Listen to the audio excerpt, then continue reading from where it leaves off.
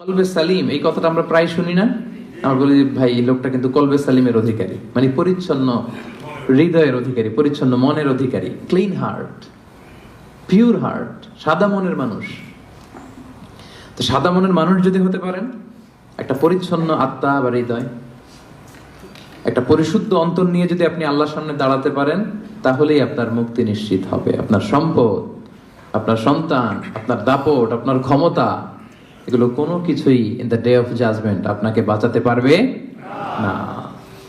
এর কারণ হচ্ছে আল্লাহর হাবিব সাল্লাল্লাহু আলাইহি ওয়াসাল্লাম খুব চমৎকার ভাবে বলেছেন যে ইন্নাল্লাহা লা ইয়ানজুরু ইলা সুওয়ারিকুম ওয়া আমওয়ালিকুম। কিয়ামতের দিন আল্লাহ তাআলা তোমাদের চেহারা দেখবেন না, কে কত সুন্দর, সাদা না কালো, উঁচু না লম্বা, বিউটিফুল না আগলি, এটা দেখবেন না। ওয়া আমওয়ালিকুম, কার কত সম্পদ ছিল এটাও দেখবেন না। ওয়ালাকি ইয়ানজুর ইলা কুলুবিকুম ওয়া আ'মালিকুম, বরং আল্লাহ তাআলা তোমাদের এই কলবটা দেখবেন। সেদিন আল্লাহ তাআলা কি দেখবেন? কলবটা দেখবেন, আপনার হৃদয়টা দেখবেন, এটা কলবে সালিম কিনা। ইল্লা মান আতাল্লাহ বিকলবিন সালিম, সেদিন আল্লাহর কাছে কলবে সালিম নিয়ে, পরিশুদ্ধ অন্তর নিয়ে, পরিচ্ছন্ন হৃদয় নিয়ে যে দাঁড়াতে পারবে, শুধু তার জন্যই নাজাত মিলে যাবে।